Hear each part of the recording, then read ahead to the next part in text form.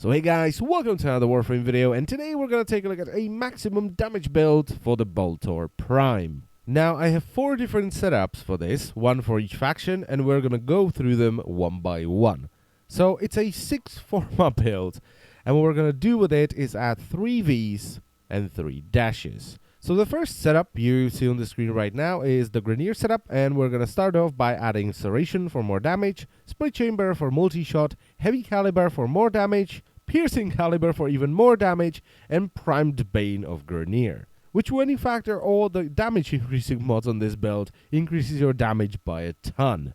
And since we're going up against the Grineer, we're going to add Stormbringer and Hellfire, and also Cryo Rounds, and this will give us Radiation and Cold, which is really good against alloy armor units, which are the toughest Grineer. Now versus the Corpus, we're going to add Serration, Split Chamber, Heavy Caliber, and Piercing Caliber once again. And of course, we're going to add our Bane mod as well. And then we're going to go with Stormbringer and Cryo Rounds for magnetic damage and Infected Clip for toxin damage. Then we have the Infested. So we're going to go once again with Serration, Split Chamber, Heavy Caliber, and Piercing Caliber, and our Bane mod. And of course, you can use the regular Bane mod if you don't have the primed one. For the Elemental combo, we're going to go with Stormbringer and Infected Clip for corrosive, and Hellfire for heat. Now, the 4th setup is versus the Corrupted, and it's unfortunately weaker than the other 3 because we don't have a Bane of Corrupted mod. So we're going to remove the Bane mod, and you can replace Hellfire with Cryo Rounds, because this build doesn't really have a lot of impact damage, so getting through the shields of some of the Corrupted can be a pain in the arse.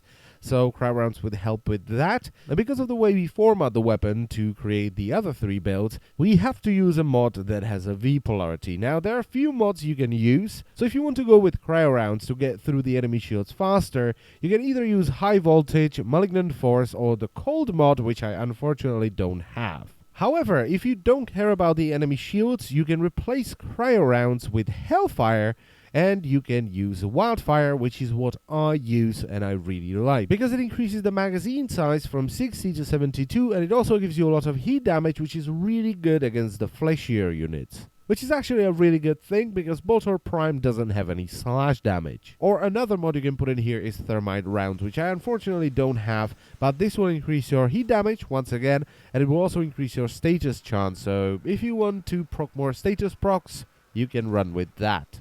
Now I can already hear people typing that running 2 elemental combos is better than running 1 elemental combo, 1 elemental mod, and the Bane mod. And that is simply not true. Even the basic Bane mods are better than a 3rd elemental mod, even though they do slightly less damage than the 3rd elemental mod, because it increases the raw damage of the weapon and also the elemental combo damage, which is usually much better against the stronger units than just another elemental mod like heat. So it actually does more damage than a 3rd elemental mod most of the time. With 3 elemental mods, 1 combo and 1 single mod, it does an absolute truck ton of damage. And if you have the primed Bane mods, holy crap, yeah, they increase your damage by a lot. And more to the point, running 2 elemental combos is only really good against the Grineer. It's not very good against the Corpus, the Infested, or the Corrupted. Because if you're using either corrosive or magnetic, the 2nd elemental combo is just not gonna be very good. Now, how much damage are we talking about here? Well, versus the Grineer, if you hit a unit that has alloy armor in the head and you don't crit, you're going to do somewhere between 2,000 and 3,000 damage per bolt. And that is a lot of bloody damage. Now, versus the other 3 factions, so the Infested, the Corpus, or the Corrupted, it's going to be less. Because, well, first of all, this weapon is pretty much designed to kill the Grineer and the Corrupted, and unfortunately, we don't have a Bane of Corrupted mod yet. But even with that said, we are still gonna do more than enough damage to kill, well, pretty much everything. And of course the damage is gonna drop off eventually, but it's gonna take a while with this build. Trust me. So with this build you can simply fly through the entire solar system and the void, unless you want to do really long endurance runs, where the weapon damage will slowly fall off, but that's just unavoidable. Now the good thing about this build is that it does so much damage that it doesn't really matter if you remove one of the mods and you replace it with, for instance, fast hands if you want faster reload speed. Although that is not really necessary with this build, because Boltor Prime has a pretty decent base reload speed. And actually, there are no real issues with this build at all.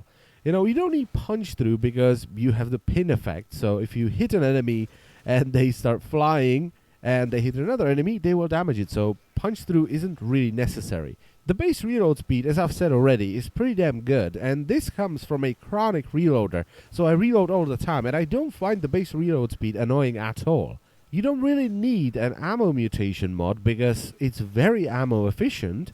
You know, you just kill everything in a couple of shots, so why would you need an ammo mutation? So really, there is not much wrong with this build at all. I love it. You could say that it's not the most fun weapon in the game, but it's more fun than something like Soma, which is hit scanned. You know, with this you have to lead the target, so it's more interesting. And that's kind of it for this build. It's just awesome.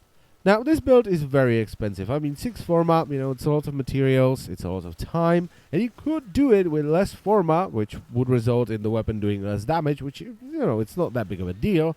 But, you know, this is a max damage build, so I wanted to go big dig with it. There it is, 6 Forma. I love this build. And that's pretty much it for the video, so I thank you very much for watching once again, and I will see you next time. Bye-bye.